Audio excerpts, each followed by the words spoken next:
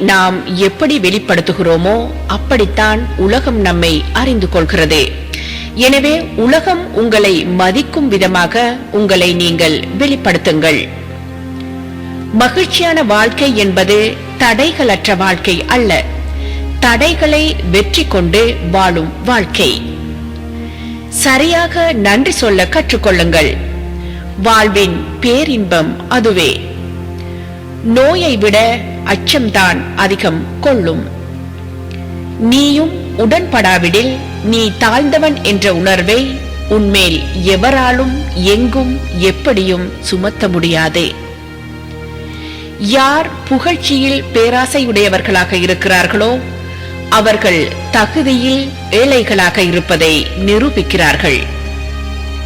ஒப்பிட்டு பார்ப்பதை மனம் நடத்தி கொண்டிருந்தால் அங்கே உண்மையான அன்பு இருக்க முடியாது. மன அமைதி, மகிழ்ச்சி, இன்பம் இவை அன்பு, தவம், தியாகம் முதலியவற்றால் அன்றி பணத்தால் கிட்டாது.